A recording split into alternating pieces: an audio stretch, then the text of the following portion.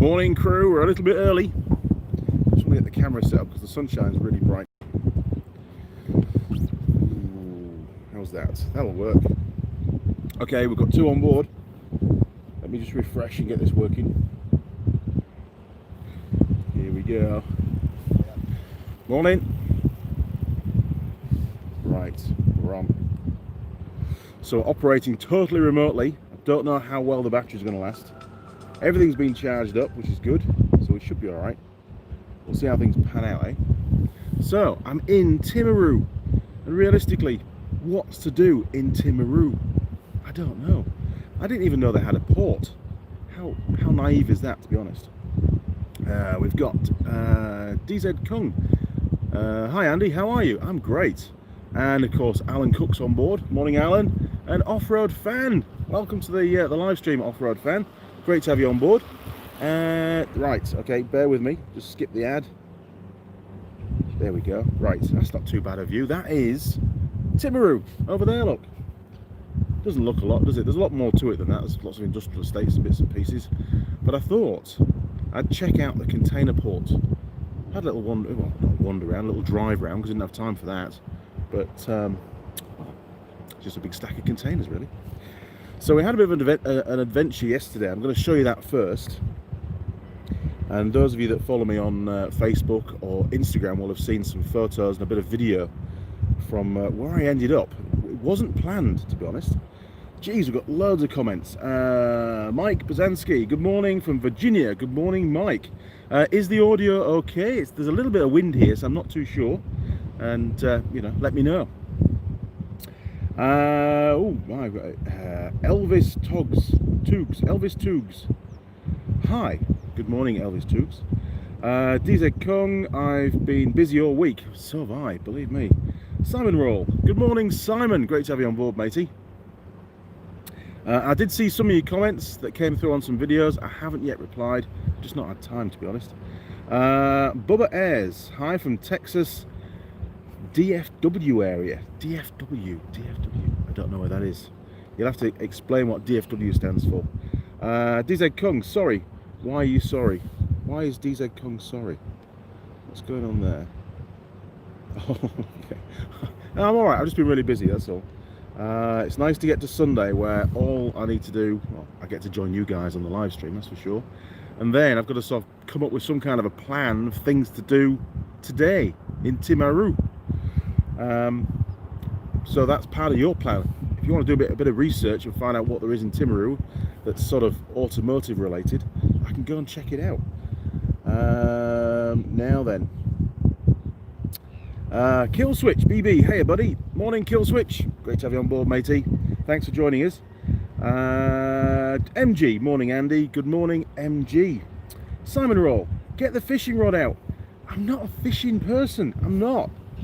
Last time I went fishing was at a trout farm in Pickering, and the first one that I caught, I got my big knife out, which was like basically I'd made like a replica Rambo knife from the movie, and just chopped the fish's head off there and then to kill it.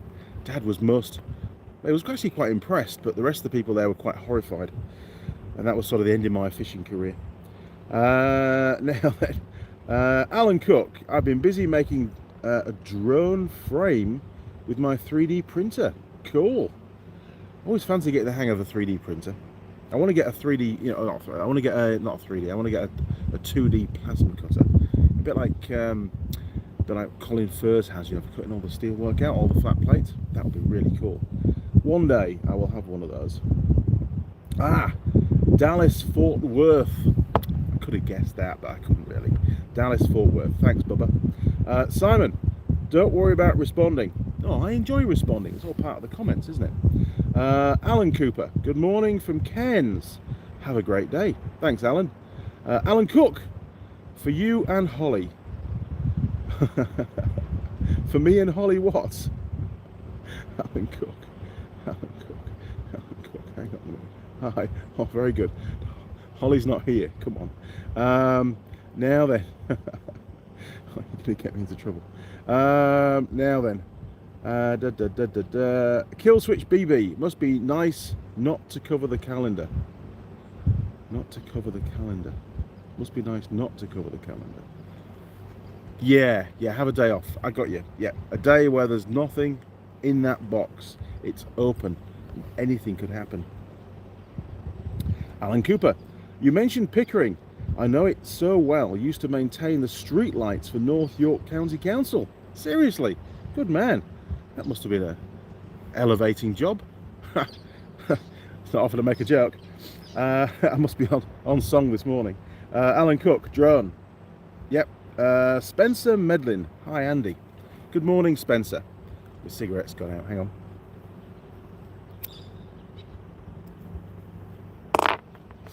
So we're operating on the back of the ute. I'll turn you around and give you a little view of the place. Hang on a second. Oh, come on, you can do it live stream. There we are. Right. So, the back of the ute. Welcome to my office. There's your view. Look at that. It's a glorious day down at Timaru. Now, I've been told not to pan too fast, so there you go. There's your Timaru. And over there are all the containers. Look at that. I did see a big ship go out a bit earlier on this morning, but I didn't catch it on camera, unfortunately. So coming back again. Hello, sunshine. There you go. Right. And back into the container lot. And the good news is none of them have fallen over. So, just coming back for a second. There we are. Slightly different view. John Dwyer. Hi, Andy. You're looking good, like your surroundings. Well, thank you very much. It's not often I get compliments. Cheers for that. So, yesterday, being a Saturday, normally not a working day. Normally I'd be in the workshop tinkering away and making the odd video and fixing stuff as always, and probably doing a shed ton of fabrication that I've got a big backlog of at the moment that's going to have to get done over Christmas now. Instead, I had to go from Dunedin up to Oamaru. That's O-A-M-A-R-U, Oamaru, which is south of Timaru, not too far south, to go and see some people for a meeting, which was very, very good actually. Big fans of the Andy Mechanics show, I must admit. They already know, and one of them, forgotten his name actually, terrible, only met him yesterday, so it's easy to forget. Big fan of Tool Girl Hannah. He is. So I gave him a calendar. How's that? Right. Get rid of that. It's a terrible habit. Okay. So I got to Oamaru, and the meeting couldn't be rescheduled. It had to be done that morning. And then I had a customer down, almost back down to Dunedin again. So I turned around and hot-footed, got the hammer down and got down through Dunedin and back out. I'll show you on the map, that'd be easier. Right, I'm going to turn you around again. Hang on a second. Bear with me, we've got wires all over the place. I have got the map ready. It's not like me. Try to be organised if I can. Right, okay, can you see the map? Hopefully you can. There we go. Right, hopefully the audio is not too bad as well. So, came down into Dunedin from the main road down here, through Dunedin, came up through Outram, Livestream, and then made a right turn into George King Memorial Drive. And somewhere out here was a meeting that I had to go to in the afternoon.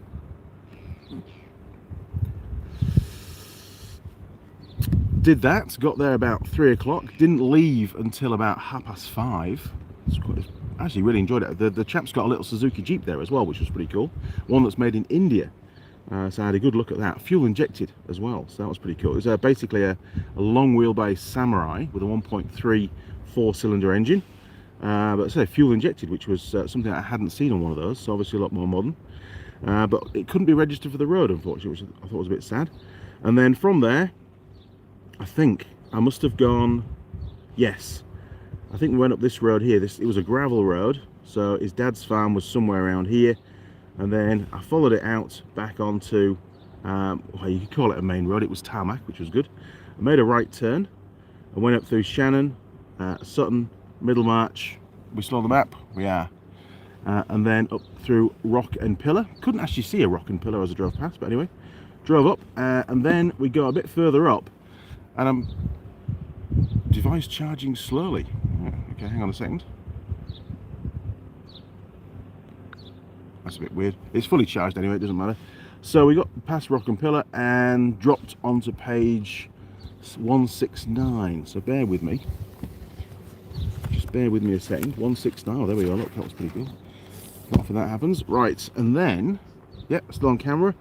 Came up through here, through Hyde, and just before Hyde, the chap says, "Hey, turn right and go off down this road here," and that would take me to a huge open cast mining area where they mine for gold. But I didn't want to. I wanted to get up onto Danzi's Pass, which is a really cool gravel road. So let me just zoom you in a bit more on that one. There you go, that should work. So we came up, and where did I go? I went through Kyburn on this, and it turned to gravel, and then I got to this junction here. The GPS was getting a bit upset at this point, but I persisted and joined Danzi's Pass, which is really, really cool. Real twisty gravel road through the mountains, quite steep and some real tight corners, and it goes along here. And I actually managed to save the footage from the dash cam, so I think there might be a video with a voiceover of why Danzi's Pass exists and the history behind it when I get a chance. So I've got that in the can, so to speak, and I followed this all the way through, and just to drive from here to here took about just over an hour. So it gives you an idea of just how twisty and tight it was. Didn't really stop anywhere apart from the odd photo. Came out at Livingstone, and then I think we went, a bit hard to remember actually, but I think we went up through, I remember going through Pacero, and then up to Duntrion up there, and then basically followed this road down. Are we still on the camera? Almost, hang on a second. There we go. Followed this road down, which runs down, and then it went over a bridge somewhere, I think, and we got onto the main highway back up to Timaru. So, just sorting the camera out again. There we go. So it turned out to be quite an epic adventure, but it almost ended in disaster, to be honest, because I'd set a waypoint on my GPS, you know, and Timaru was like the last waypoint. And one of the waypoints was back on Danzi's Pass, and it hadn't cleared as I went past it. So the GPS was constantly trying to get me to go back to that particular waypoint. I'm looking at the kilometers still to go to Timaru, and it was still like 200 and something Ks, and I'm like, this is going to be a really long drive tonight. I'm not going to get to Timaru till like 10:30 at night. And then I suddenly sort of worked it out and thought, nah, this can't be right. We're not going in the right direction here. So I had to fiddle around with the GPS on the dash, and I worked out how to delete a waypoint. So I've learned something new now. Deleted that, and it dropped by about 60 Ks, I think it was, and it was only about an hour and a quarter. So things turned out not too bad. Got into Timaru about 9:30 last night, and went straight to Hell's Pizza. Had a pizza, found the digs, got checked in, and watched a bit of telly. Did a bit of admin work, transferring files from the camera on the dash cam that I have, so I knew I had those, and some other footage off my filming phone, the S20, which is this one, onto my portable hard drive, and that took a bit of time to do. So it was probably about midnight by the time I sort of gave up, to be honest. But it was actually a really exciting and unbelievably scenic trip through Danzi's Pass, and the weather was perfect. It was very dry and very, very dusty behind, and you could see that somebody that had recently driven the Danzi's Pass obviously was a little bit sliding happy. You know, they like to sort of slide it around the corners, but if you get to see the video, there's some pretty big drop-offs at the side of the road, and there's no barriers or anything. It's just very open, so you know, it could have gone dramatically wrong for that gentleman or lady, who knows, driving, and gone off down the valley side, and it wouldn't have ended very well, to be honest. It was pretty steep. But yeah, all in all, quite an exciting day. Probably covered about 600 kilometers and had 2 meetings, and it took me about 13 hours all up to do the whole thing, so it worked out pretty well. And both meetings were really, really good. Really nice people to meet, and very interesting too, especially on the farm. I had a bit of diagnostic work to do, which you know, I didn't use the scope or the scan tool. It was more just to verify the customer complaints. So did that, assured him we'll get it sorted out. So I've got all that to sort out in the background. That might involve another farm visit, to be honest, at some point to go and fix it for him. Who knows? Anyway, let me get my laptop turned round, because I can't really see what's going on in all the comments. So now then, just trying to catch up with the comments. Sorry, I'm off camera there, aren't I? That's better. Now then, Mike Bazansky, any pie with the cold coffee this morning? There is. Oh, okay, we'll move on to pie. So the coffee's not too cold yet, but there's a bit of a breeze picking up, so it's going to cool down pretty quick. Yeah, it's sort of tepid now. So I think this is the pie from my favourite cafe, Wild Bean, regular customer. It's crazy. I know where nearly all the BPs are in New Zealand now. Right, so we've got the standard, my favourite go-to pie, steak and cheese from Wild Bean Cafe. It's the gourmet version, obviously. Look at that. That's breakfast. Right, Simon, Google says you can take a tour in a plane of Mount Cook and the ancient glaciers. The rest looks like parks and petting zoos. Well, I'm not into parks and petting zoos, that's for sure. And the old plane thing sounds quite expensive, Simon. And I'm not one for heights. And I have seen those little planes flying around, and they are really small. Be really cool though. So we'll have to go onto Google and have a little look. But I think you could be right. I don't recall anything automotive in Timaru, other than the fact there is a racetrack. So I might go and visit the Timaru racetrack and see what's going on there. There might be a few people out practicing, or there might even be an event. I don't know. I'll have to look at the calendar. So maybe there'll be a video from there later on. I don't know. I'll have to wait and see. Connor K. Good morning, Andy. Good morning, Connor. Great to have you on board, matey, as always. Hope everything's ship shape in your world. Second joke of the day. Man, I'm on a roll here. Now then. Daz 323323. What type of setup you use for your live stream? Well, that's a very good point. Okay, so just putting the pie down for a second, because you've always seen me eat pies before, and it's very tasty though, and it's going to get cold. But okay, so obviously the laptop needs internet. So I use my old S6 that I used to do filming on, which is that one there. I use that to give the oh hang on, what's going on? We've got twirly thing. Oh, we're going all right. So it's fixed itself. So I use that as a hotspot to give the laptop. I'll show you the laptop here. Oh, this is fun. All right. So there you go. This is the laptop. Lots and lots of shadows going on. You can see all your little comments. Fantastic.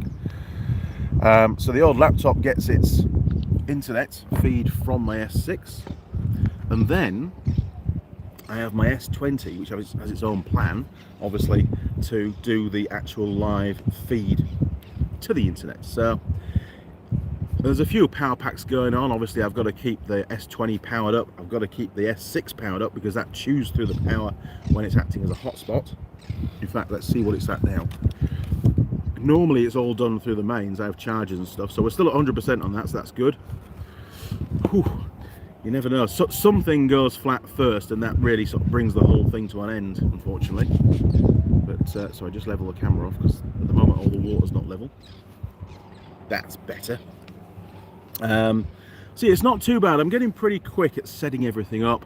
It takes probably about 5, maybe 10 minutes to get everything working and logged in and that kind of thing. But it's a lot more reliable, and thank you YouTube, it's a lot more reliable for these live streams than it was a couple of years ago when I first tried to do it. It proved quite troublesome. I still haven't worked out on my phone how to set a live stream for in the future, and then I know how to set it for in the future and set a date and time, but I've never been able to on my phone get back into that particular live stream and then launch it, which makes it really difficult. I know it can be done, no idea how to do it. I'm sure somebody will send me some instructions on an email at some point, and maybe I'll be able to follow them, but I don't mind. You guys know I do a live stream on a Sunday morning. It's normally, on a regular week, it's normally only a Sunday morning that I do live streams. So it sort of works, doesn't it? Now then, oh my word. Mike Bizanski, what kind of training do you conduct for the shops? Well, I have to keep it quite generic. I can't speak specifically about what I do in the stores, in the bike shops, but basically, when you're setting up a new dealership or doing training with new staff, it really is just to cover really more the admin work than the time on the tools. Obviously, motorcycle shops fly by.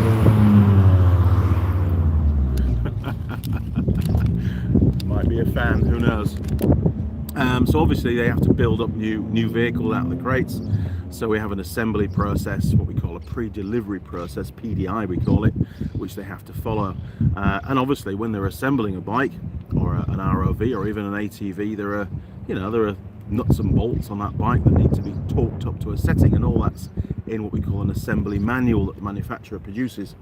So it's important that really you instill into the technicians and the service manager the importance of doing it correctly, because there is a huge responsibility in building a new vehicle that's going to go on the road. You don't want wheel nuts coming loose or whatever. So very, very important. And I'm actually nominated as the new vehicle entry certifier for the company that I work for the particular brand. So essentially, if they do anything wrong, it is my responsibility. And here in New Zealand, at least, that particular role, when you're nominated as that person, you do actually legally carry a personal responsibility as well. So if there was a very serious incident, it could well lead to me personally going to court. So you've got to take it seriously, and you've got to. One of the things that I try to do is to explain to the technicians and the service manager that particular aspect. If they get it wrong, somebody's held accountable. So yeah, it's pretty, lay it on the line kind of stuff. Other than that, really, it's how to use the diagnostic tool, scan for codes, clear codes, do basic diagnostics, run through some common issues that we see sometimes, and how to use the portal, the service portal. So that's basically, on their PC or their laptop, they have the ability to go in and download manufacturers' service manuals and specifications and other bits and pieces. So very, very important that they need to know how to do that, because you need a service manual to be able to do the work on the bike. There's no point trying to work blind. Although sometimes I do come across technicians trying to do wiring faults or EFI diagnostics, and they haven't downloaded the service manual, and they haven't read the service manual. And that to me it's 101. Get the service manual, have a read, familiarize yourself with the system before you attempt to do any diagnostics. Yes, it takes a bit of time, but in the long run, often it'll save you time. Now then, hang on a minute. So hopefully, Mike, that's answered your question. That's the plan. Do my best. So I can't speak too much about it. Now then, oh my God, how do I pronounce that? Tugberk Songa. Probably pronounced it wrong. My apologies. Tugberk Songa. Hi Andy. Well, good morning, Tugberk. Good to have you on board. Simon, do pies not come in foil tins in New Zealand? No. Oh, you can get the ones from the supermarket that you've got to cook at home in a metal tin, but they're probably from England, the same ones we get there. I don't like those. I don't like them at all, actually. Not very nice. Not for me anyway. But sometimes they come in like a plastic sealed bag, and then they're just in a pie warmer. But they get the pastry is really soft, and they just fall apart in your hands. I much prefer the ones that are open in the cabinets.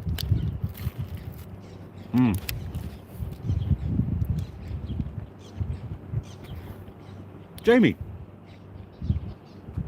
Hello, Andy. Saludos, I think is hello or hi from Chile.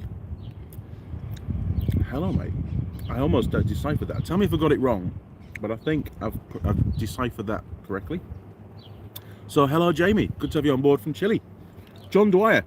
By the by, how's your ponytail? Really? Well, I have to admit, I think it's growing a little bit. So what do you think? Are we getting there? You happy with that? I mean, I almost forget about it now. It's not really, it's not bad. It's getting on. Anyway, I'm getting used to it. It's actually a really good thing in the workshop because it keeps all my hair out of the way and everything. But I'm sure as it gets longer, and Tool Girl Holly has told me this, as it gets longer, Andy, you're going to get more and more ridicule about it. So there you go. I don't know. They seem to be pretty liberal here in New Zealand. It's not really an issue. Now then. So thanks, John, for bringing that up again. Laughing dog. You can use cloud data.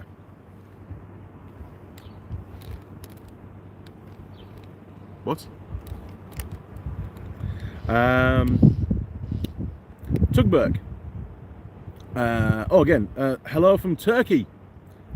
What? I thought you were from Chile. Oh, somebody else from... No, it was Jamie from Chile. Right, okay, we've got somebody from Turkey, Tugberg, and we've also got Jamie from Chile. Wow. Good on you, lads. Connor K. Not ship shape anymore. I got the joke. I am FWE. Finished with engine. Missed that life. I know, Connor. I know you're not on the ships anymore, but I was just, using that as an analogy. And thanks for sending through the photo with your mug as well, mate. I appreciate that. Now then, John Dwyer. Andy, what is your all-time favourite motorbike and why? It's a really good question. I think, motorcycles are very personal things, and I think it's more to do with the memories of what you've done with that particular bike than maybe the design or the appearance of the bike itself. So, for me, which particular bike stands out the most? There's really a couple, to be honest. I think ultimately the bike that I've done the most with, and from a maintenance perspective and riding as well. So I rode it a lot at college, up and down the M1 between Loughborough and York and Sheriff Hutton, where I used to live. But also regularly damaged the engine, blew it up, whatever, on the motorway because it was just flat tack. It was only a little CC engine. It had a number of different cylinder heads, and I think I put some barrels on it at some point and some more pistons and rings. Did lots of work on it anyway over the years. It's gone now. I had to leave it in England, unfortunately, but it was a little Honda CM 200 twin. It was an awesome little bike. It really was. It was called Cyril, and I regularly would put knobbly tyres on him and gear it down and go green laning. It had some little tulip exhaust pipes. It was quite loud, but it was small. I could have a lot of fun with it. I used to be able to lock up the back tyre, lock up the back wheel and slide sideways down the road, line it up with somebody's driveway, and then boom, down the driveway. And it was my little sort of party trick when I used to arrive at people's houses. Used to get through lots of back tyres. Another really cool bike, which I didn't have for very long, but it was sort of my first real trail bike, I suppose, that I used on the road, would be a DT125R. Had a lot of fun with that. Did 17,000 miles in the 9 months that I owned it, until some little scrote stole it. The police found it at the local gypsy site just round the corner, but refused categorically to go and get it. Well done, England police force. That instilled so much confidence with me. So anyway, they just said, claim on the insurance, lad, we're not going on there to get it. So I did. And then I promptly went out and bought a TDR 250, which also, great segue, is probably my second or third probably my second favourite actually. I probably enjoyed that more than the DT because it was so bloody quick. And I had that one about, I would say probably about a year, maybe a year and a half. Did lots of gravel roads, went onto some beaches with it. And it was obviously two-stroke again, so you got the two-stroke smell. I used to burn a lot of two-stroke oil actually. I remember doing I got a job because I was only a student back then. I got a job as a dispatch rider in York. I thought, I'll give that a go. Looks like fun. And they sent me from York to Nottingham to a little it was actually called Spaniel Lane in Nottingham, and it's on a one-way system. So I got there, you know, it was down the M1. It was a bit dubious, you know. I thought, is this good? Because it was using a lot of fuel. I had to top the two-stroke oil up. Did the drop, got it there in time, and then promptly got stuck in the one-way system in Nottingham. Couldn't get out. I was going round and round and round, and there was a traffic cop on a police motorcycle, and he flagged me down and said, "Lad, I've seen you go around here 3 times. Are you lost?" And I said, "I am. I'm actually lost. I need to get back to York, back to the M1 to get to York." And he said, "Hey, no worries, follow me." And he put the lights on, the blues and twos went on, and I got a police escort out to the M1. What a bloke. I don't think you get that these days. So he got me onto the M1, and you know, I went on the on-ramp, kept the speed down a bit, and once I knew he'd disappeared, I wound it on, because I had an evening job in York. So I got to the outside lane, flat tack. The thing would do no more than 100 mile an hour flat out, and that's what I did. I got to the outside lane, got it wound up, and when there was a car in the outside lane, I didn't slow down.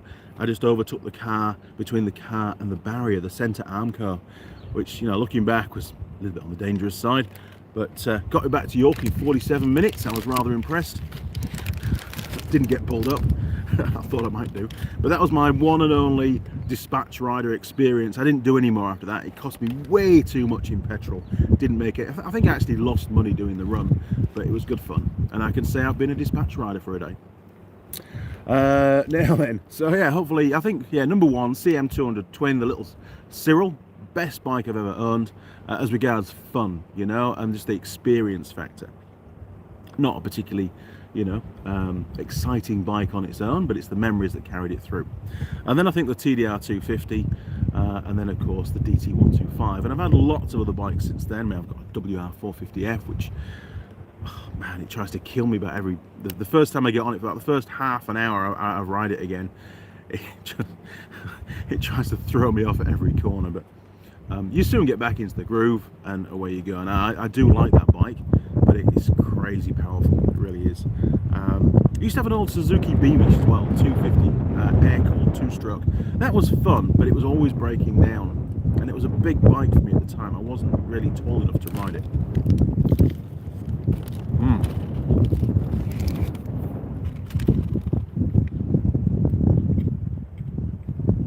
David Harding. Oh, big chunk of pie there. I prefer breakfast tacos.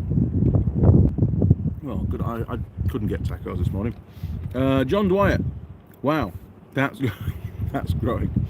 It is. It's getting there. Now,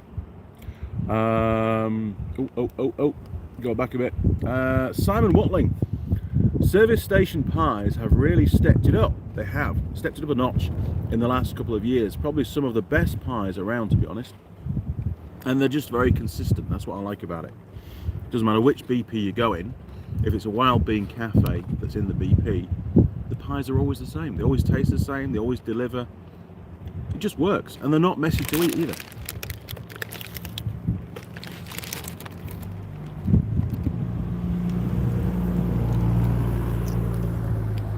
Drew Dastardly. Hello, Andy. Seems odd you have to be secretive about your working for sure. For sure, it's one of the big four though. Honda, Suzuki, Yamaha, Kawasaki. Yeah, I mean, the reason why, just to elaborate a little bit more, and I think you'll maybe understand a bit more about it, but obviously my role with my employer, the particular brand that I work for, is to support the network, Zealand that sell that particular product, and to build the skill set amongst their technicians and assist them with diagnostics and so on. By putting videos out on YouTube or any media platform, in all honesty, that show people how to maintain their own bikes of that particular brand, would then mean globally that some customers wouldn't then take their bike of that brand to the network globally and have it serviced or repaired. They'd do it themselves at home, and therefore would be detrimental to the income of that particular bike shop, or in fact overall the network. So there's a conflict of interest, and I'm fully aware of this, and I fully accept it, and it's something which was discussed, and I brought it up prior to taking on this role with this particular manufacturer, and we came to an agreement and a complete understanding that no further videos could go out on the channel of repairs to that particular brand. Obviously the ones that were already up had to stay. I wasn't prepared to take those down, and they accepted that. They were very fair about it, and don't get me wrong, I'm very proud to work for this particular manufacturer. I don't want to do anything to rock the boat, so that's why I'm being very careful about what I'm saying right now. So the work that I do for this manufacturer is really important. There's only me here in New Zealand that does this particular role. There isn't a team of us, there's just Andy in his ute covering the whole country, and it's a big ask. It really is. It takes a lot of time, and as many of you well know, I'm away from home an awful lot. I mean, this is the longest trip that I've ever done. It's nearly 3 weeks. Oh, we got a wave! Andy mechanic. So yeah, that's why I can't talk about stuff like that. I think I'm okay to mention certain models and talk about experiences. And what I would like to do really would be to cover more of using that model. So not a maintenance video, but just Andy out on a particular bike and doing a review. But again, they're not prepared to accept that at the moment. So maybe that's that. As the subscriber count grows and I become more of an influencer, a small influencer on Instagram and Facebook, and of course YouTube as well, then maybe they'll change their mind a little bit. But I'm not going to push it. I do what I do, and I'm happy. And I'm sure at some point things will change, and I'll be able to release a load of videos that have already been made, that are on the channel, and they're all hidden. They can't go public until other things change. But I'm hoping that doesn't happen for many, many years. I am planning to retire when I'm 55, and I'm 48 now, so I've got 7 more years.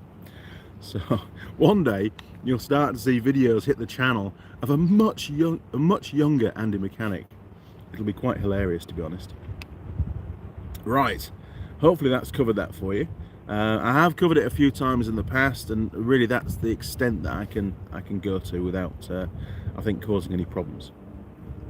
Tugberg, Andy, which school did you graduate from? How did you learn so much mechanical knowledge? Are you a mechanical engineer? Well, first of all, there are people out there that know way more than I do about repairing vehicles and basically being a mechanic. My experience is quite different. My background is a little bit different to a lot of mechanics. I suppose first of all, probably about the age of 10, maybe 11, 12 years old, I got given a go-kart. It was an ex-racing go-kart. It had Continental slicks on it. It was a really cool go-kart, to be honest. But it had a different engine put in because I was only a kid. And they put a Honda C50 engine in.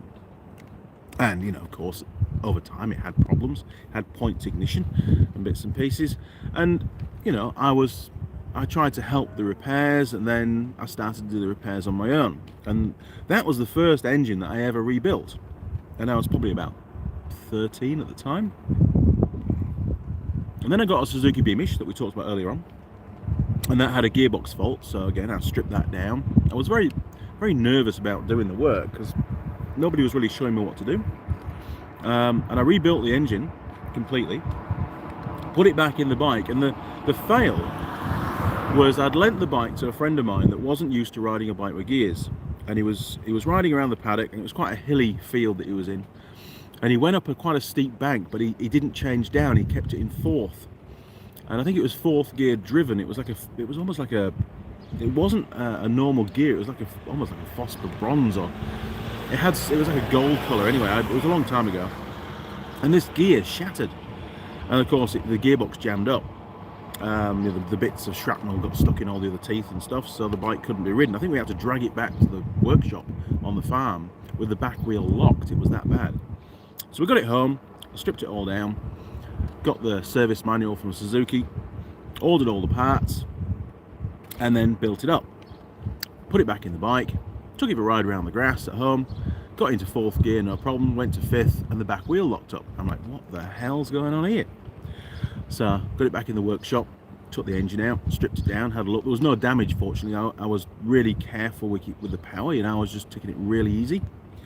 Stripped it all down, and couldn't see anything wrong. Looked at all the gears and the order of the gears and the circlips and the washers and bits and pieces on each of the shafts, and it was all as per the manual. So I put it all back together again, and this time, rather than putting the engine back in the bike, I just tried it on the bench.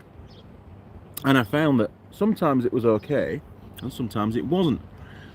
So then I tried putting the engine on its side and doing the same thing, and I realized that if the engine was on its right side, or tilted to the right, I think it was, or to one side anyway, it would always jam up. But if I tilted it to the left, it never jammed up. So I got the idea that there was something wrong, something wasn't correct, but it was as per the manual.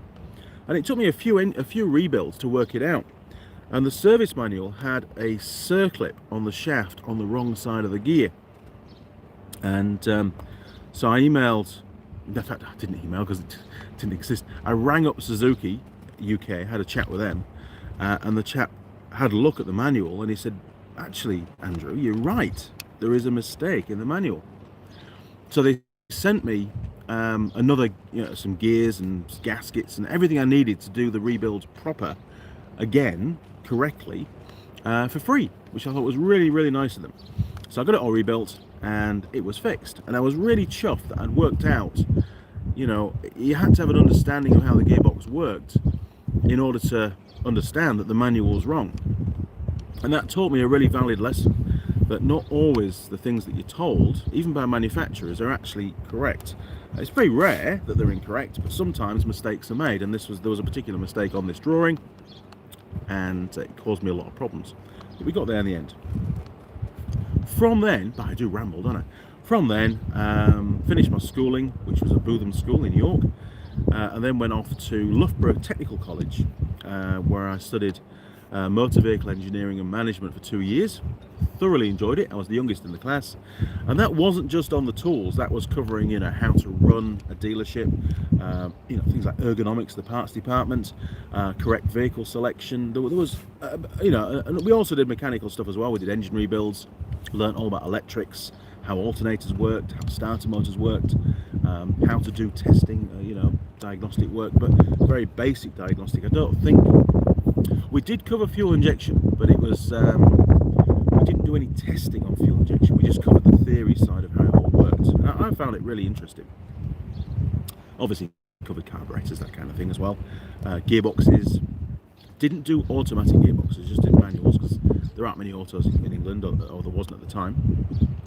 And then I got a placement with what was called the Petra scheme. It was a European scheme for work placement, and I was really chuffed actually. I managed to get a placement with Mercedes-Benz in Barcelona, of all places. So I jumped in my little Suzuki Jeep and I drove to Barcelona and worked for Mercedes for a few months, learning. Basically, I spent a week in every department in the factory, whether it was CNC programming or whether it was on the production line building up engines. It was an engine and gearbox plant, so I did all sorts of work actually on the production line, helping out and learning about how how a factory worked as well, and that was super interesting. And I remember on the last day, pie's getting cold. On the last day that we were there was me and this lad called James Stokes, who was also in the same class as me at college. And we'd been doing engines, and the guy there had got 2 pallets, and on the pallets were all the parts to build a 5-cylinder diesel engine, a Mercedes diesel engine.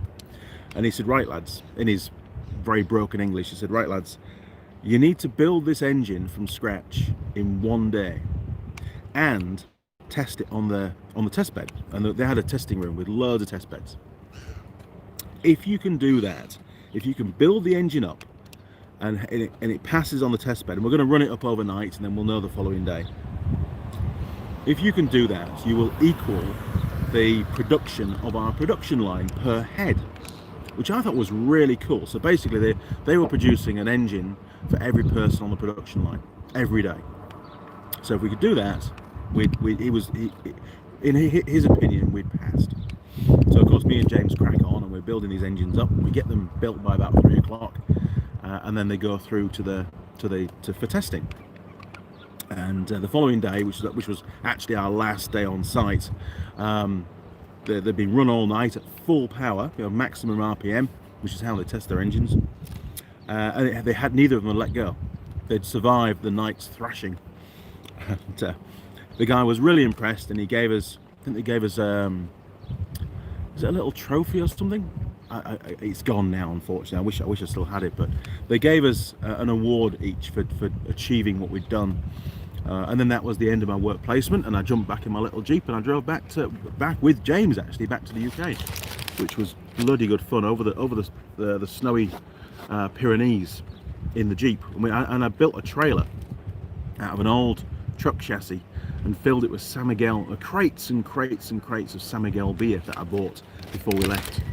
So we were on a beer run from Barcelona back to York. There was about 1,000 bottles of beer. We got to the customs in England. He says, "I hope, Mr. Young, this is for your own consumption." Yep, me and my dad, and he let us through. It was great. So there you go. That's sort of my training, and then from then, really, I just started my own off-road driving centre and maintained my own fleet of vehicles, and whether it was 4-wheel drives, little Suzuki's, or the Nissan Patrols, and of course quad bikes, and repairing motorcycles. So a lot of it's self-taught, just reading the manual, working it out. But what's fundamental to my understanding is the engineering side of things. I did GCSE metalwork at school. I did start A-level metalwork, but unfortunately the course was cancelled because I was the only one doing it. There wasn't a lot of demand, so I never actually finished that, unfortunately. But yeah, I always try to get technicians to understand why things are designed the way they are and what's really going on. Thrust, for example. Why does a manufacturer choose to use a pair of taper roller bearings, say on a diff pinion, as opposed to using a normal ball bearing race? And it's entirely down to thrust. There's a thrust, a very large thrust being generated because of the helical gear, and you have to have that style bearing. So you try to make them see things not just from a mechanic's perspective, but more from an engineering perspective, and then that way they can start to diagnose why something's failed from a mechanical front. On the electrical side of it, I've always enjoyed electrics, but you're always learning, and I did learn a lot more about electrics when I was teaching it at Unitec. So yeah, that's sort of how I sort of know what I know, but I don't by any means know everything. I'm always learning, and what I do know, I try to put on video. And if I say something wrong on a video, people that know more than me tell me, and they help. They comment and say, "Oh, that's wrong, Andy, you should do this." And I don't mind. I see that as very constructive criticism. It all helps, we're here to help each other. Now then, let me scroll down a bit. Rose Ironworks. Hello, Pie Monster. Just popping by to say hello. Now then, Rose Ironworks. Good on you, mate. Drew Dassedley, the CX500 plastic maggot. I had 2 of those. Was the Dispatch. Oh, where's it gone? Rider's Choice back then. It was. I bought 2. One was off a good friend, Robert Tribe, whose brother was at school with me, Simon Tribe, who I believe went into the Navy and then became a police officer. So I've not been in contact with Simon for many, many years. Last time I heard he was living down, I think it was down Portsmouth way, somewhere down there. But I haven't spoken to him for probably 20 years, I would say, maybe more. The other CX500 I bought, I think, just off the classifieds. Both ended up being hire bikes, because I used to run a fleet of hire motorcycles. Again, that was probably helped my understanding of maintenance. And that bike was involved in an accident where it hit a truck, an articulated truck, head on. It was a very wet night, very, one of those really black nights. And this guy who was riding it lost control. I don't remember if the guy survived or not, to be honest, but the bike hit the truck head on and was just obliterated. There was just nothing left of it. It was just a pile of bits scattered all over the road. So he was obviously sending it on at the time.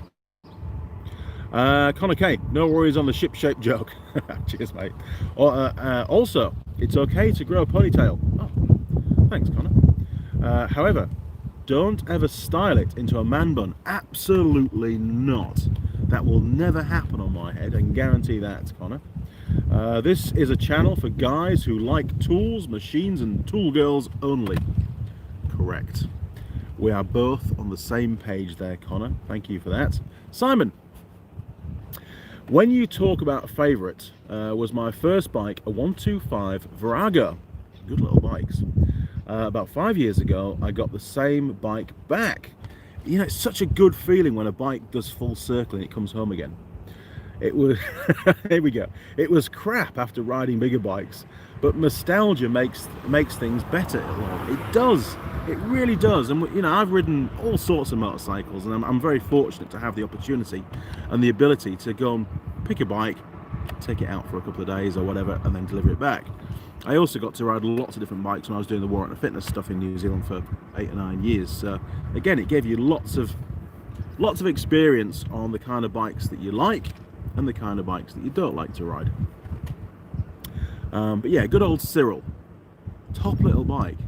I was out in the snow with it. I was doing lots of green lanes. I covered many miles riding that bike, and it just felt like home. You get in the saddle and you didn't have to think about riding it. You just rode it. It was just purely, you and the bike became one. And I must admit, I've got a KTM 640 LC4. I've got two of them. You've seen them on previous videos. And between the two bikes, I probably covered about 100,000 miles. And again, at the time that I was riding it regularly, the same thing, it was just, because I'd done so many miles on it, it was just such an easy bike to ride. It was so predictable, and they never let me down. They were good bikes. Right, Simon, Drew Dastardly, them things used to like big end shells. Drew, where's Drew's comments? Hang on.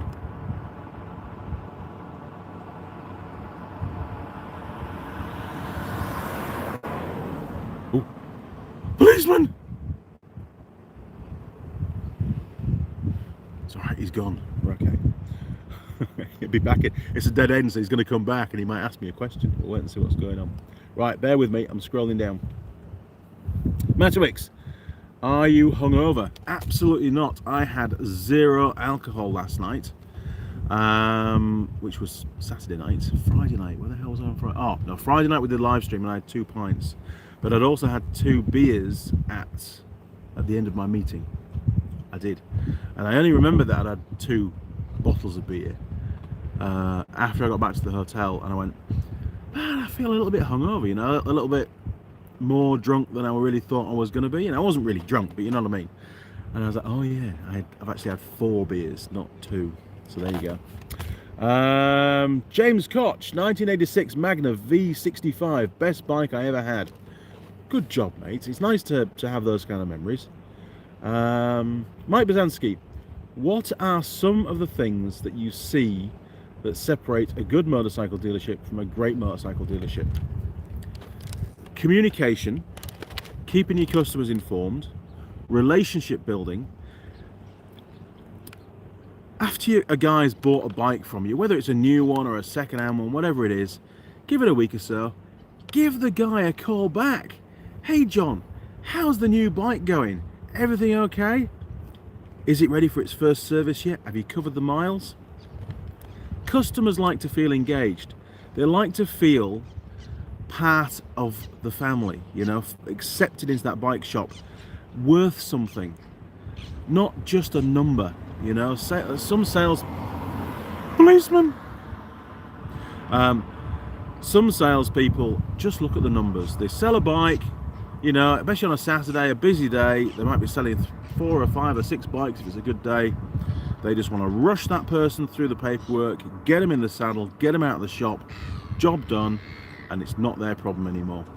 And it's all down to the service department to do follow-ups and bits and pieces. To me, absolute bullshit. The salesperson is the person that's made that initial relationship. They've instilled confidence in the customer to buy from them. It's not just about the bike, it's about the whole package. You know, aftermarket customer service, not aftermarket, but customer service post-purchase. And of course, you know, addressing customers' concerns before they decide to go ahead and buy. That's a lot of sales stuff going on, and I'm a service guy, but the salesperson sort of draws the line in the sand with the customer. Before the customer leaves the shop, they should be introduced to the service manager, and the service manager should go through the servicing requirements. And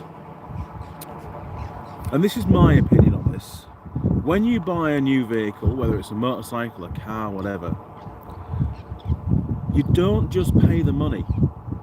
There's a contract of ownership, and that contract, the responsibility of ownership, is in the owner's manual. It tells you things like, before you ride the bike, holy shit, security as well, what's going on? You know, it tells you to do your daily checks, check the tyre pressures, check the chain tension. If it's a 2-stroke, make sure there's some bloody 2-stroke oil on the fuel in the tank. You know, make sure you service the bike at the right schedule, the right intervals. Make sure the service covers everything that needs to be checked. Don't just go down to John just down the road in his garage and do an oil filter change. That's not a proper service. It's not what needs to be done to that bike at that mileage. Valve clearances, do them when they need to be done. You know, there's some farm bikes here in New Zealand where they're serviced, let's say Honda, they're serviced on farm. The bikes are not taken back to the workshop and serviced. There's a guy in a truck with all the gear, goes out to the farms, services them on farms. Does he do the valve clearances? Very, very rarely do they ever do valve clearances. Some of those bikes now, especially the ROVs, are not tappets, they're bucket and shim. Can he even do the valve clearances on site? No, he can't. It just doesn't happen. And then what's going to happen? The valves are going to get burnt out. If the valves close up, the exhaust valves will burn out, and then all of a sudden you have a customer going, why is my bike broken down? Well, it's because you employed John, mate, and he didn't do a very good job servicing it. It's not a manufacturer fault, it's not being serviced properly. Whole pie.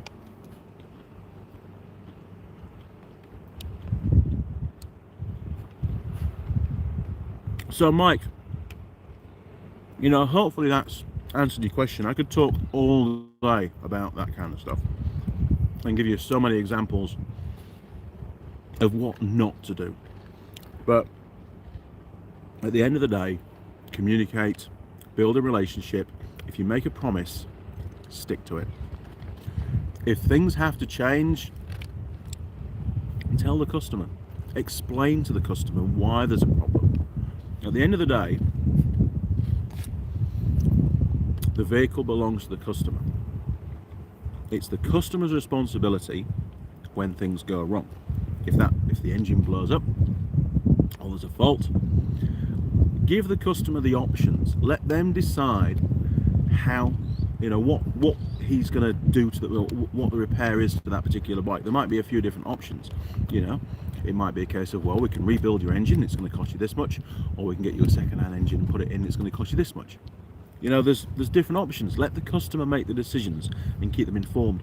The last thing you should ever do is do a ton of work on the bike that the customer hasn't authorised, and then when he comes to pick his bike up, he gets this whacking great big bill.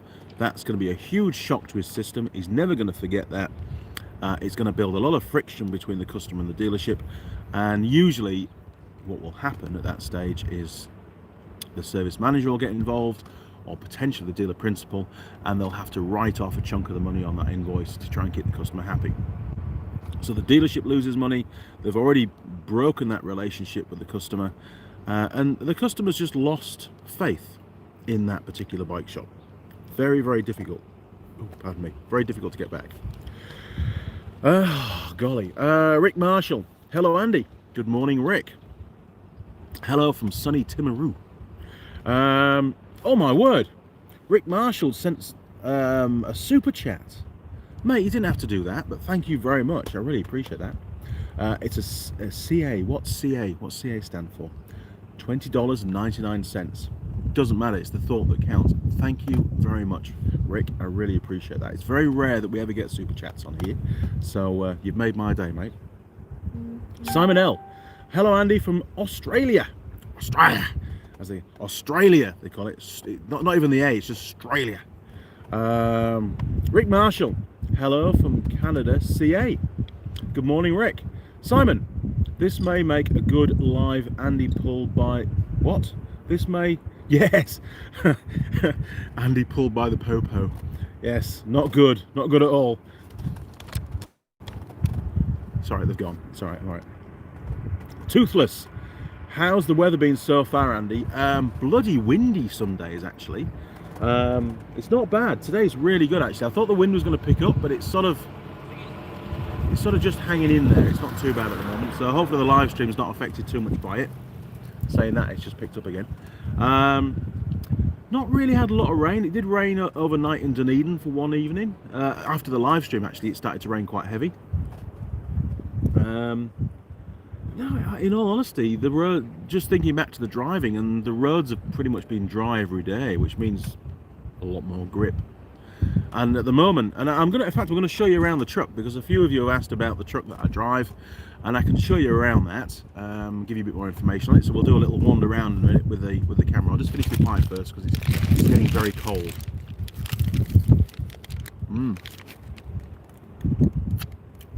Nice. Drew, I always buy nearly new. That way, someone else has done the break-in, the first service, and lost 40% depreciation for me. Yeah, that's a good point. I was only speaking to a guy yesterday, actually, and it was about dirt bikes. And he said, "Oh, I'm thinking about buying my son, my younger son, a 125 version of the 250 they had. I'm not going to say the brand." And I said, "Oh, that's great." I said, "Are you going to buy a second-hand or buy new?" He said, "Oh, no, I'll buy a second-hand one. But I want to get one with only a few hours on it." And I said, "That's a great idea, but you've got to remember that dirt bikes often are serviced by the owners. They're not serviced by a motorcycle shop unless something really goes wrong. Even the first service isn't done by most dealerships when they sell the bike. They just sell the bike, and then the customer does all the work themselves." And I said, "Look, for the small additional cost, and it isn't much more usually for the sake of a few hours, just buy a new one. You've got your warranty for the first 3 months, or however long it is that you get warranty for on that particular bike. And you know that everything on it is absolutely as it should be.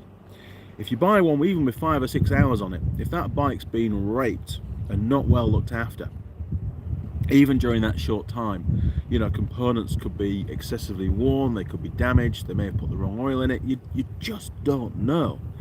And for peace of mind, for that extra bit of money, maybe another $1,000, whatever it is, just buy a new one, and then it's brand new, it's all yours, and you can look after it correctly." And he was a good customer. He had quite a few vehicles of the same brand, and they were all in really good condition, so he was the kind of guy that would look after it. But it all depends, if you're absolutely certain on the vehicle's service history, not a problem. If people service themselves, I'd be real dubious. John Nuttall, hit the like button. Yes, hit the like button. How many likes have we got? 18 likes. How many viewers have we got? 28. 10 of you haven't clicked the like button, which means you're not enjoying the video. If you're not enjoying the video, why are you here? So you probably are enjoying the video. Click the like button. Or if you're not enjoying the video, click the dislike button, because believe it or not, YouTube don't differentiate between the two. Just the more thumbs up plus thumbs down the video gets, the more YouTube promote the video. So it doesn't bother me. Well, it does. I want you to like the video, obviously. But if you don't like it, click the dislike. Connor K, as James May once said, bloody hell, it's the Rozzers. He did. I remember that episode. So we'll do that. If they come past again, I'll say that. Toothless, heading down in a few days from Napier. Oh, nice. I might be going to Napier over Christmas. I can't explain why, but there's a possibility I might have to go out there. Rick Marshall, I donated for fun. Dig some gold, please. Metal detector. I donated. Oh, sorry, Rick. I donated from fun for fun. Dig some gold, please. Metal detector. Yeah, well, that's what that mine was that I drove. I was going to drive past. Yeah, I did actually contemplate, believe it or not, the idiot that I am, I thought maybe I'll drive back to Danzy's Pass and set up the GoPro and do a proper video of Danzy's Pass, but it's like about a 2.5 hour drive from here to get to the start. Then it'll probably take me about an hour and a half to 2 hours to drive it either way, each way, doing all the pieces to camera and videoing and stuff.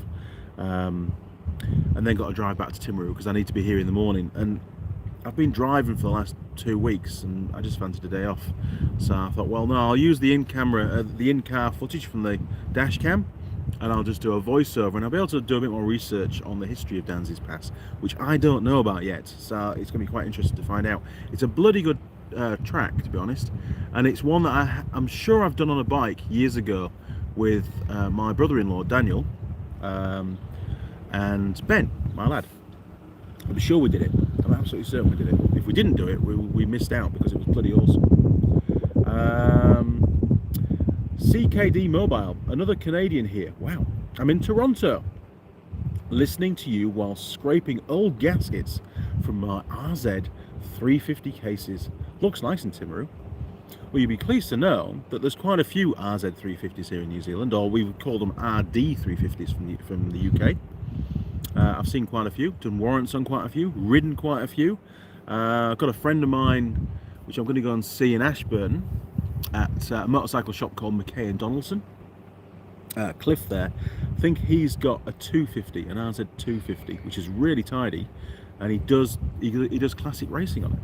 So I'll have to catch up with Cliff. If you're watching, Cliff, bring your bike to work. I'd like to have a look at it. Simon Roll, my friend that owns a bike shop won't touch dirt bikes because of the owners doing their owners or own jobs, as the engine will blow up in weeks after being ragged.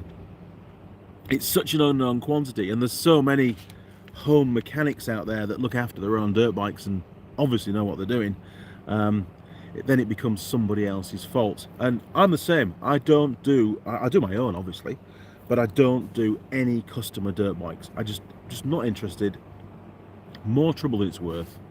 So yeah, there you go. Jim Haynes, do you have a work hat with tuning forks on it, or is it the Teng hat? Believe it or not, I don't wear a hat normally at work. I do have a work hat. If I was to say it had tuning forks on it, it would give away too much information. So I have a work hat. But I do wear the Teng one every now and again because it's got a little hole in the back for my ponytail, which is pretty cool, whereas the other one doesn't. Simon Roll, RD350 YPVS water machine. Here we go. Yamaha RD350 YPVS water machine. It is a bloody good machine as well at that. Right, got to crack on with the pie, and then we're going to do a little tour of the truck. Nearly there.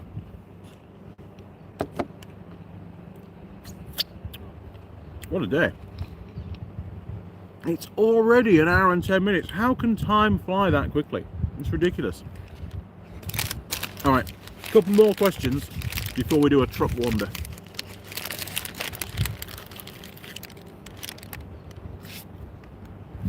I was thinking the other day, actually,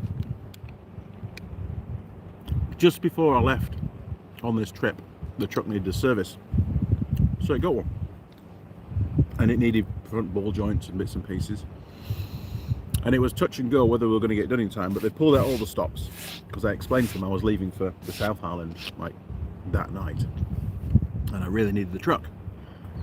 So they were very good, great customer service, very impressed. In fact, probably the best customer service I've had from that dealership to date, that Ford dealer.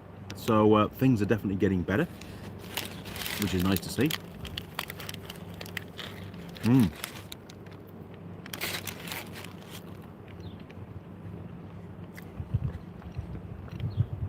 But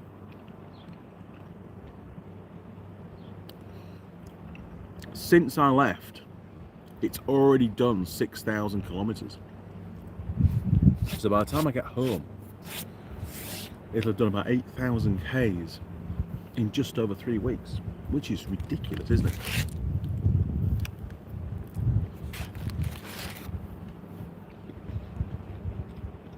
Jim Haynes, have you ever seen a HD XR 750 dirt track or road race bike?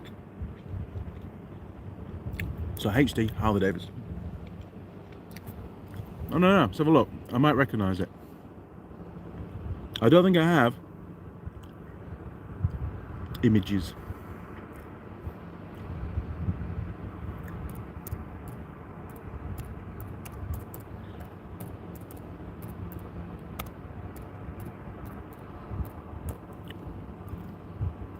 Oh, look at that.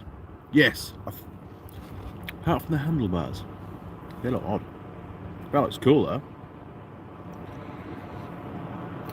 That looks really cool.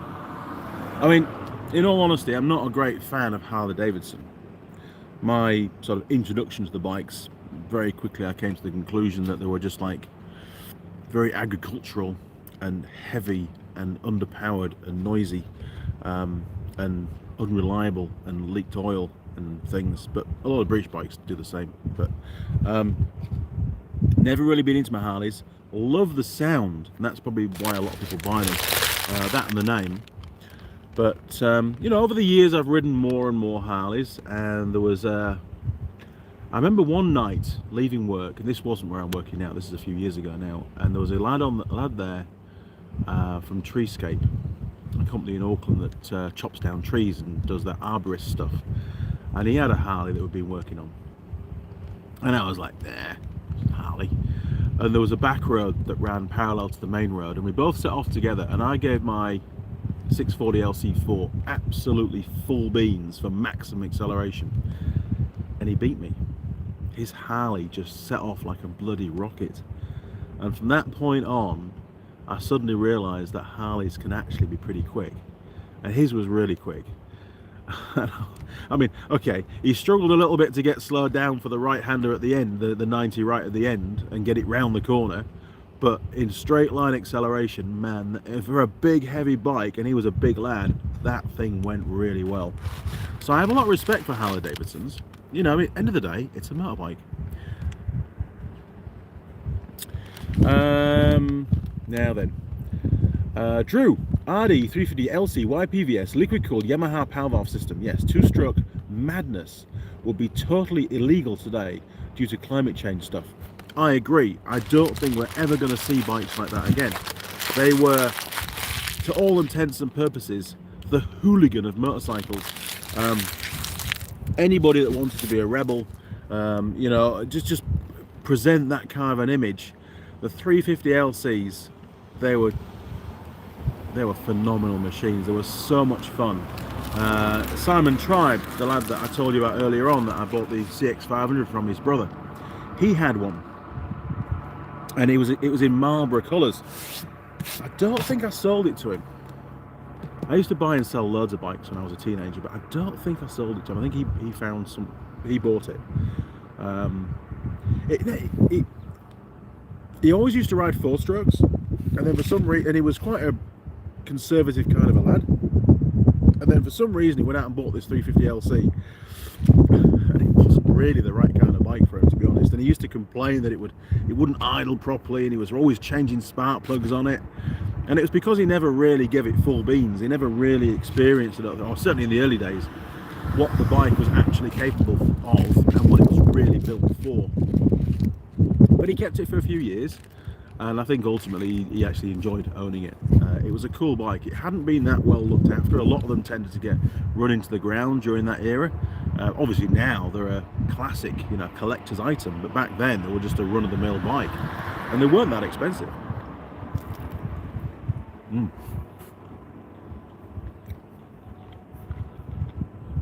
I remember buying I think I've mentioned this before, I bought an RD 250LC.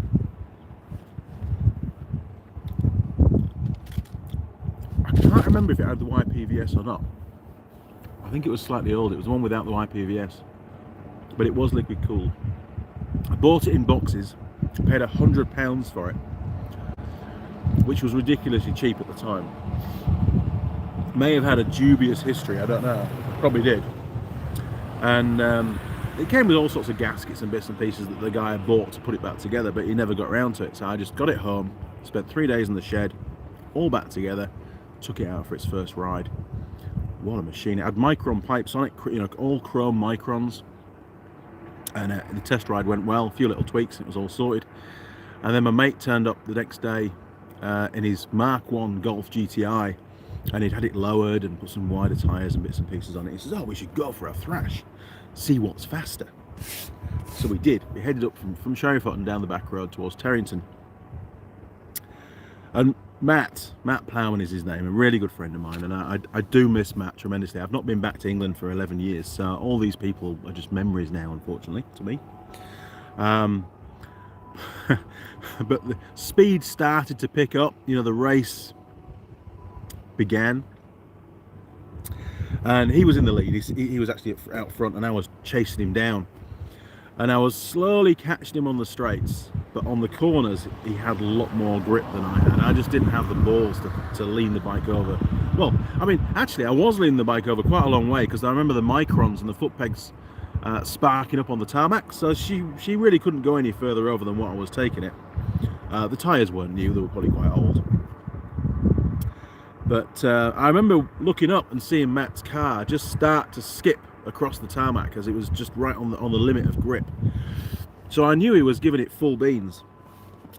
And anyway, we got to one corner, and I got a bit scared. So I was only a teenager at the time, so I backed off and thought, no, I've had my fun. There's a lot of big trees around. I don't want to hit one of these trees, because that would be the end of things, and there wouldn't be an Andy Mechanic YouTube channel.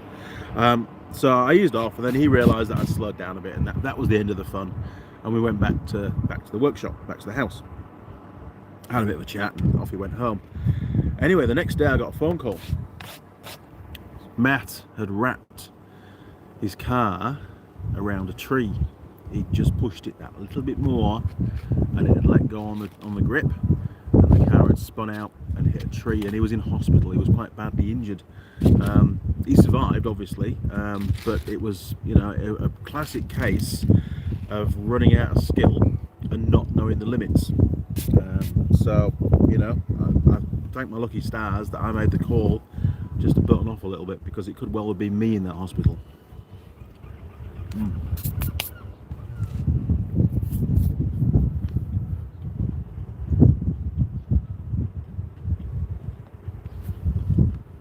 Oh my word, there's loads of comments.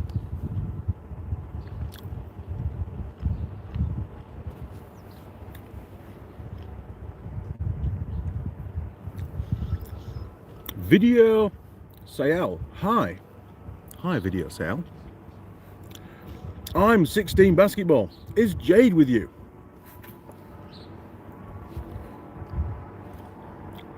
No. Don't know where she is. Last I saw a post on Facebook, she was up north. I think it was somewhere near Kerry on the coast, having a very nice cocktail somewhere. I'm 16 basketball. Or are you by yourself today? What do you mean? I'm usually by myself. The only time there's any tool girls around is when we're in the workshop filming. Rick Marshall. I'm from Cape Breton in Canada. Well done, Rick. We get a lot of viewers from Canada, to be fair. It's pretty impressive. And I do intend to come to Canada one day, that and the States as well, but it's not going to happen. Well, it's obviously not going to happen this year, and it probably won't happen next year at this rate. Drew Dastardly, XL 883 Sportster was the only Harley I thought seemed nice. I do like the Sportsters because they're quite light. They're much more compact than the other bikes, aren't they? More nimble. Brendan Brady fan. Big clap. Cheers, mate. Jim Haynes. Those are the aluminum race bikes. Started in 1971. They sound awesome. You should watch some of the action on YouTube. The road race version is called the XR TT 750. Just beautiful. I'll do that, Jim. Jim Haynes, the fastest two-stroke I ever rode was a Kawasaki 750 triple. I had what did I have? I think it was a Kawasaki, but it was about a 350. I think it was something like that. It was sure it was only a twin, and it was fun. I mean, it was old. It didn't really go that well, and I had to keep stopping and tightening up the header pipes on the head. They were like a one big nut that you'd rotate on threads on the head, and they were all, no matter how tight you got them, they kept coming loose. Really annoying. I didn't have it for very long. I sold it again. Oh, we've got a seagull. Simon, lol. There is a lad on our local bike page. He adjusted the timing on a Kawasaki Vulcan to make it sound like the potato like a Harley. It bent the exhaust valves. Donkey. Drew Dastardly. Jim Haynes, the H750. My uncle had a Z900 back then. Duke of the Dales. Morning, Duke of the Dales. Morning, Andy. Hope you're well. Is that Caroline Bay in Timaru? I don't bloody know. Might be. I don't think I've got. Hang on. Let me have a look at the map. I've got also. I've only drunk half my coffee. It's gone cold now. Right, Timaru. Where are we going? Timaru, 160.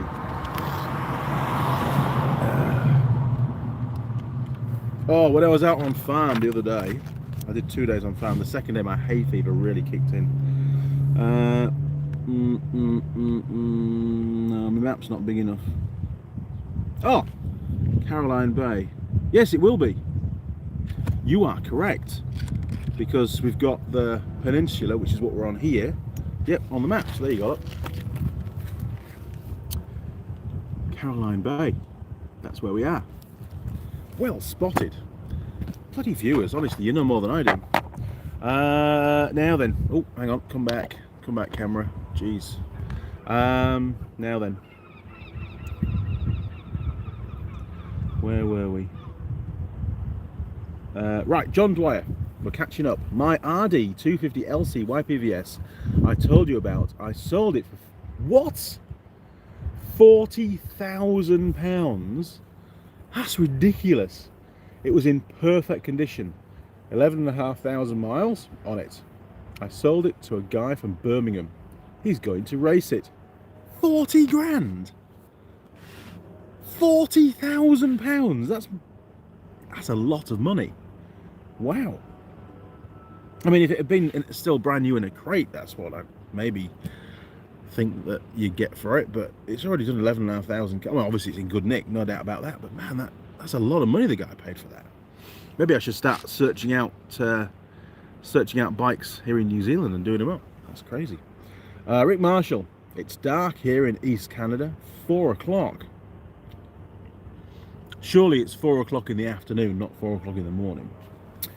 Drew Dastardly, John Dwyer, Birmingham. Did you let him have a test ride, and has he come back with your 40k yet? Good point. Right, let's have a quick look at the truck. I'm going to disconnect the old battery off the phone, so we're running off phone power now, which should be fine. It's a good phone. I'm going to turn you round. Okay, so this is my Ford, it's a work vehicle, my Ford Ranger. Okay.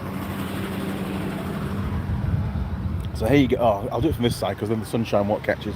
I'll probably get run over. Forgive the fact it needs a bit of a wash. There you go, look, what a machine. And the tyres that I run, these are really good tyres actually. Oh God, bad knees. We've got, look at that, I can turn the camera around. We've got Jewelers MTs from Bridgestone, as you can see there, look, Bridgestone.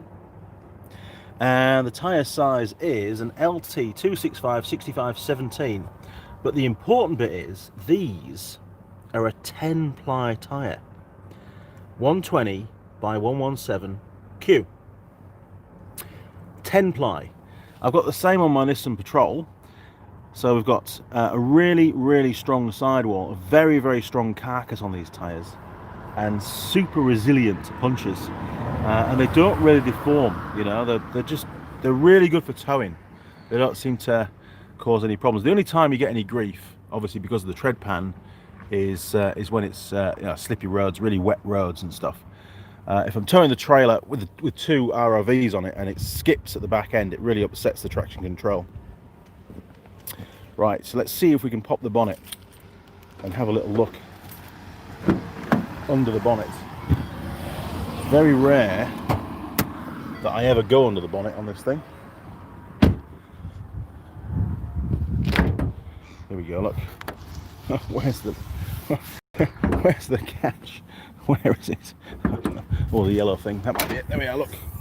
Right, there you go, look. So it's a 3.2 4-cylinder, turbocharged, and Mr. Turbo is hiding down there, look. Turbocharged, obviously diesel. I'm pretty sure it's got an intercooler. Because what doesn't have intercoolers these days? Yes, it has got an intercooler. But she is probably hiding there. Look, it's hiding down there. There's your intercooler, and then there's the radiator behind it. So there you go. It just sort of, you know, modern cars, they just sort of work, don't they? And this particular model, or the Ford Ranger in general, is the most popular car, not ute, the most popular car in New Zealand. They are absolutely everywhere. They're a bit like your old Ford Escorts, basically. Everybody has utes here in New Zealand, or nearly everybody anyway, because they're a multi-purpose vehicle. They are really good. They're really bad at some things. Like, for me, there's hardly any room inside. It's always full of stuff. But yeah, I like it. I've done, what have I done now? I've done nearly 90,000 kilometers in this truck. Wow, that's amazing, isn't it? 90,000 Ks. I haven't had it that long. So I'll give it another, at this rate, give it another few weeks and I'll be up to 100,000 Ks in it. And it hasn't missed a beat. It's bloody good. No, I didn't check the oil. It'll be fine. I had a service. I don't need to check the oil. What's it say in the owner's manual? Check the oil on a daily basis. Who does that these days? Right. So there you go. I just thought I'd give you a quick scan around the work truck. And if anything goes wrong with it, I will let you know. But I don't envisage it will. It seems to be pretty damn reliable. Right. I'm going to have one more cigarette.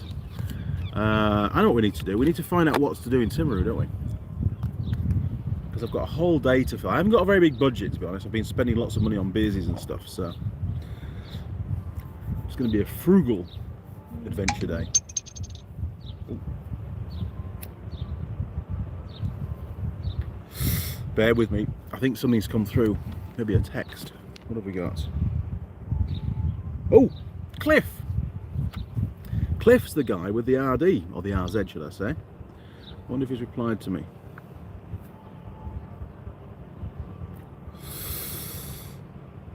Dan's he's got it. No, it was just guessing what pass it was. Yeah, he's got it. Good man. I'm going to reply to him. I'll see him on Monday. Phone's playing up. I'll have to reply later on. Okay, so what's to do in Timaru? So I'm going to set up the old camera against the laptop and then we can have a little look and see what's going on. God, great big ute bed. Oh no, that's we've got the wheel of death. Oh shit, hang on. We just killed the laptop.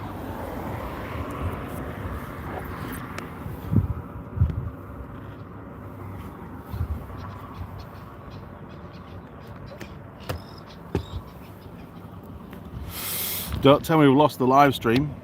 Have we lost the live stream? I don't know. Right, I'm just going to turn you around.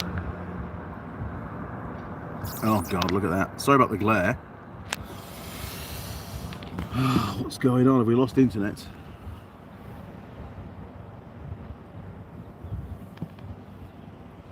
Oh, I know what's happened. I've used up all my allowance. Bear with me. Oh God, I've got to buy some more internet. Oh God. We'll have to. I bought 3 gigs last night. What's going on? Right, we're gonna hang in there. I know the live stream's still going. I just can't see it on the screen. So come on, little phone. You can do it. We're nearly there.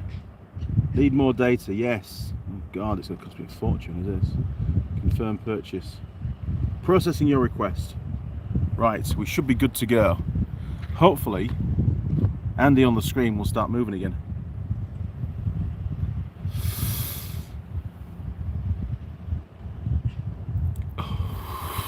Oh, there we go. We're back in. Right, got a few comments.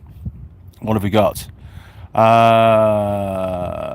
John, get the ute on the track later. It's a motorbike track, I think. I don't think it does cars, but it's a work truck. I can't put it around the track. They go mental. Yes, and he paid cash. What the hell? Duke of the Dales, lovely truck. It does the job. I mean, it's a basic machine, but it does exactly what it says on the tin. Get some 302. What's that? Mike, I like the 4-door pickup. It's got the Nissan Frontier myself. Yeah, I very much prefer the double cabs, we call them. Rick Marshall, tyres. Ranger is a pickup, sure is. Or 3/4 ton. This one, payload, I believe, is a full 1,000 kgs. And towing limit's 3.5 ton, which I probably exceeded already. Okay, it's not an F-150, which is obscene in the UK. Yep. What else? Have we got any more? Or before we can start looking as to what's to do in Timaru? No, we're good. Right, chat disconnected. Oh no. Please try again later. I've lost chat. Sorry, lads.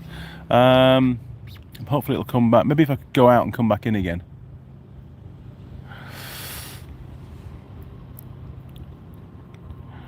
Maybe. Just maybe. I don't know. I'm not very good at... okay. Rick Marshall. Such it's smoke cigs. Search on YouTube. One pug life. I'll do that. Kill switch. Go swimming. It's probably a bit cold for that. Simon. If the police come back, a day in the cells is free. Just do a live stream from the cell. Oh, hang on. Where's my lighter gone? Oh, you got a reflection there. There we go. Right. Okay. I'll come back to the comments. So what's to do in Timaru? I've actually opened up a window thing anyway. So we'll click on there. 13 amazing things to do in Timaru. New Zealand pocket guide. Right. Let's have a little look at that. Can you see okay? You can sort of see okay. So I really apologise about the glare, but there's not a lot I can do about the sunshine. So, sorry about the adverts. Visit South Canterbury Museum. What's the museum about? The South Canterbury Museum exhibits a wide range of interesting memorabilia from fashion to fossils. Sounds enthralling. Discover local stories and learn about the South Canterbury region's nature, history and culture. Watch a local historic film at the Heritage Centre. Take a look through the archives at the research area. That sounds like a library. And wander around the ever-changing array of exhibitions. Oh, what's that thing? What's that? It's an old plane type thing. Looks like more like a pickup on wheels. Okay. Watch the blue penguins. Nah, you're all good. I can do without penguins. Art gallery. Boutique shopping experience. That sounds like money. Pop-up quirky Kiwi gifts from Tuesday. Yeah. Catch the Timaru farmers markets Saturday mornings. That's too late for that. Wander around the Timaru Botanic Gardens. Flowers. Yeah. Explore Caroline Bay. Oh, we've done that. Hey, look, Caroline Bay. So we're here now, really, aren't we? Tour the DB Draft Brewery. That looks good. One of New Zealand's largest beer brands has a brewery right here in Timaru. Learn the brewing process past and present in this insightful brewery tour at the DB Draft Brewery. Right, looks like I'm going to the brewery. That sounds good to me. What was the last thing? Anything else? Have a drink at Timaru's most unique bar, which is what? Hector's Black. Okay, that could be this evening. Hector's Black, we could go there. Looks pretty cool. They've got dogs that talk. Walk the South Beach Coastal Track. That's not going to happen. Visit the nearby country towns. Well, I've done lots of town visiting recently. That's it. Okay, so it looks like Andy's going to go to the brewery, the DB Brewery, wherever that is. I don't know, somewhere on here. I probably passed it already. Yeah, probably have. I don't know, somewhere on there. Right, turn the camera around. Oh. Put you over there. Bloody wires everywhere, look. And I haven't got the C flat. There we are, that's more like it. So, I can go to the track, see what's going on there. I can go and do the brewery tour. That'd be cool. That'd probably be pretty cheap to get in, if not free, to be fair. I'll probably end up buying a few pints. And then this evening, we've found a pub to go to. And I need to do a live stream from that pub, don't I? Because at the end of the day, it's a pub crawl. And it would be wrong not to do a live stream. So there'll be 2 live streams in one day. What the hell? I'll have to charge everything up again. Right, back to the live stream that we're doing now, because I get distracted so quickly. Skip the ads. We don't want any adverts. Jesus. Okay. Now then. That's better. So turn you around a bit more. There we are. What have we got? Right, staying in the cells. Buy more ciggies, that's why I gave you money. Alright, cheers Rick. Duke of the Dales, you see that Maersk container behind you? Yes, I can see that. You can pop your pickup into it and ship it to the UK for me, please. Illegal exports. I can't get involved with that, that'd be terrible. Drew Dastardly, Andy, stop all those background furry genital downloads and you will have more bandwidth for live streams. Yeah, probably, it's most likely. Daz 323323 is still here. Good on you, mate. Do you stop in Fairley for a pie? I didn't, mate, I'm sorry. I was against the clock. I will definitely link it into my next trip to the South Island for sure. I've done so many visits this trip, it's been unreal. Drew Dastardly, I have to say, it looks lovely in New Zealand today. It's miserable, cold, dark and wet in the UK now. Just like the UK I remember. Right, bit of coffee left. We're up to 1 hour and 37. It's ridiculous. Cold coffee, lovely. I've no idea why I managed to use 3 gigabytes of data since last night. That's crazy. Absolutely mental. So, we're sort of really coming to the end of this live stream. We've done all sorts of stuff. We've found out what there isn't to do in Timaru.